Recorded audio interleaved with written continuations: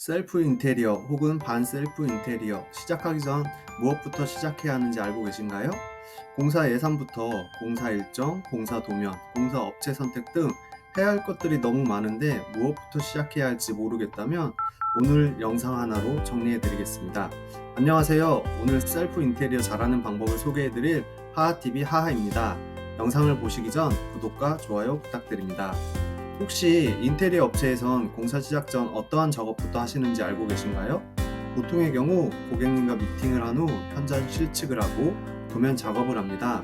그 이유는 필요한 공정과 배치를 파악하고 머릿속에 있는 공간을 도면화하여 공사 시작부터 공사 완료까지 일관된 목표를 가지고 진행하기 위해서입니다. 또 정확한 견적 금액을 알기 위해선 정확한 물량과 자재 스펙을 알아야 하기 때문에 정확한 치수가 필요하죠. 또한 머릿속에 있는 것들을 도면화하여 각 공정마다 필요한 것들이 도면에 담기게 됩니다. 혹시 인테리어 업체를 통해 진행하시려는 분들도 도면이 없으면 일단 다시 생각해 보시기 바랍니다. 그만큼 인테리어 공사 시작 전 가장 중요한 첫 단계입니다.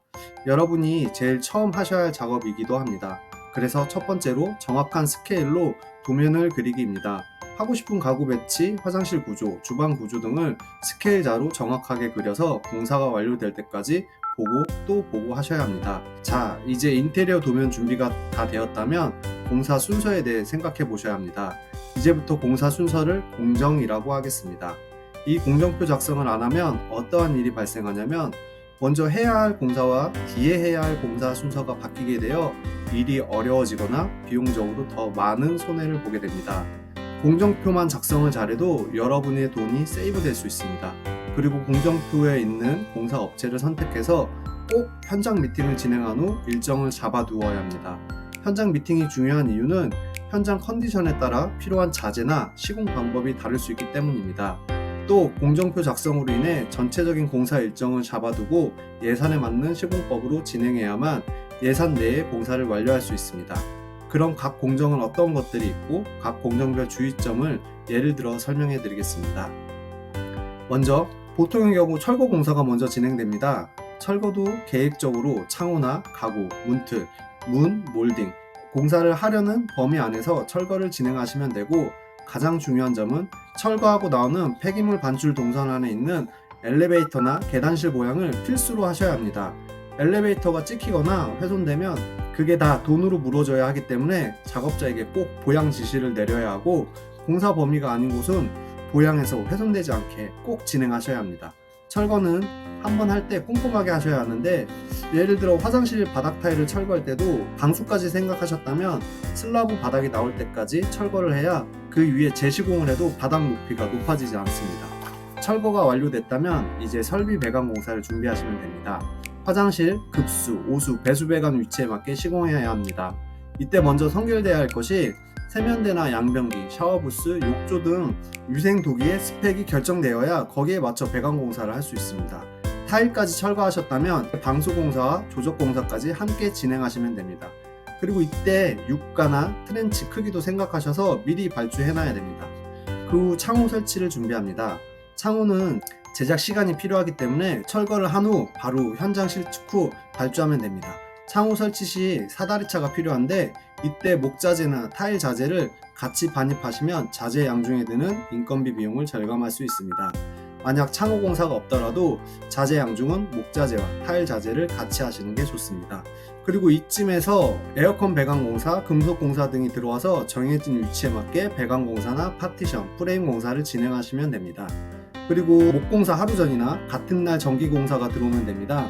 레이아웃에 맞게 배선 공사를 해야 하기 때문에 조명, 스위치, 콘센트, 인터넷 등의 위치를 정확하게 파악하고 작업자에게 말해주어야 일을 한 번에 진행할 수 있습니다. 조명 계획과 스위치는 몇 구 스위치를 사용할지, 어떤 브랜드 제품을 쓸지 계획을 잘 세워둬야 합니다.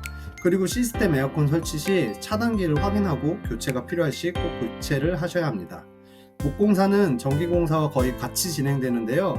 목수 인건비가 많이 비싸므로 미리 목자재와 탁카핀, 본드, 철물, 도어 손잡이, 경첩 같은 부자재와 하드웨어도 잘 준비해서 인건비 로스가 없이 잘 진행해야 합니다.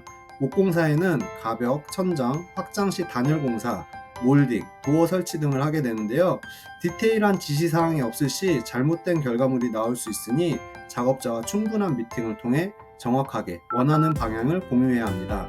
또한 벽 쪽이나 천정에 무거운 가전이나 무거운 조명 등을 설치할 시 미리 보강 작업을 해놔야 나중에 설치가 가능하므로 유의하셔야 합니다. 목공사가 완료되면 본격적인 마감 공사가 진행되는데 그 중에서 먼저 타일 공사를 진행할 차례입니다. 화장실, 베란다, 주방, 거실 벽체까지 타일이 들어가는 곳에 건식 시공, 습식 시공 방법 등을 확인하시고 현장 미팅 시 부자재를 파악해 두는 것이 좋습니다. 또한 졸리컷 시공을 원할 시 작업자의 능력에 따라 결과물이 다르게 나오기 때문에 업체 선정에서 중요하게 봐야 할 부분입니다.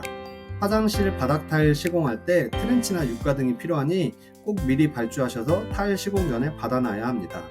타일 공사가 끝났다면 도장 공사를 해야 되는데 보통 도배를 많이 하시니 도장 공사는 베란다 정도밖에 없을 겁니다. 이 부분에선 직접 페인트를 사셔서 시공하셔도 난이도가 어렵지 않기에 충분히 하실 수 있을 거라 생각되고 도장이 마무리된 후 바닥 공사가 들어오면 됩니다. 바닥 공사 전 바닥에 있는 모든 폐기물을 정리해서 빼야 합니다. 외부에 폐기물을 쌓아둘 공간이 있다면 모아서 한 번에 버리면 되지만 없다면 이 시점에서 폐기물을 한 번 다 빼줘야 합니다. 바닥재는 많이 사용하는 장판, 데코타일, 강마루 정도가 있고 예산에 맞춰 결정하시면 됩니다. 마루 같은 경우 찍힘이 발생할 시 부분 보수가 힘드므로 바닥 공사는 완료한 후에는 꼭 보양 작업을 하셔야 합니다. 이동 동선 같은 경우 바닥 보양을 2겹, 3겹 하는 게 좋습니다. 도장 공사와 바닥 공사가 완료된 시점부턴 보양 작업이 필수적으로 병행되어야 합니다. 이미 시공이 끝났는데 아직 남은 공사로 인해 훼손되면 재시공에 또 돈을 써야 하는 일이 발생될 수 있습니다. 바닥 공사 후 보양을 철저히 하시고 도배 공사를 진행하시면 됩니다. 도배는 보통 이틀에 걸쳐 진행하는데요. 첫날은 밑작업과 초배지 정도를 붙이고 둘째 날 마감 도배가 이루어집니다. 도배할 때 유의할 점은 천정이나 벽체에 조명이나 스위치를 설치하기 위해 전기 배선을 해놨거나 타공을 했을 건데 안 쓰는 구멍이라 생각하고 막아버리면 나중에 조명이나 스위치를 설치할 때 헷갈릴 수 있으니 유의하셔야 합니다. 도배 공사까지 마무리가 됐다면 전체적인 마감 공사는 완료가 됐을 겁니다. 이제부턴 위생도기, 조명, 유리, SMC, 가구 설치 등을 먼저 가능한 스케줄에 맞춰 설치 시공하시고 준공 청소까지 하시면 인테리어 공사가 마무리가 됩니다. 전문가가 공사할 시 20-30평 기준 아파트는 한 20일 정도 소요되지만 비전문가가 진행하시면 시간을 조금 더 넉넉히 잡아 진행해야 할 것 같습니다. 오늘은 각 공정별 진행 순서와 주의점을 간략하게 소개해 드렸는데 어떠셨나요? 제가 설명드린 건 극히 일부분에 지나지 않기에 셀프 인테리어를 시작하기 전에 꼭 계획을 잘 세우고 진행하셔야 합니다. 꼭 도면과 공정표 작성을 통해 계획적인 인테리어 진행을 하시기 바랍니다.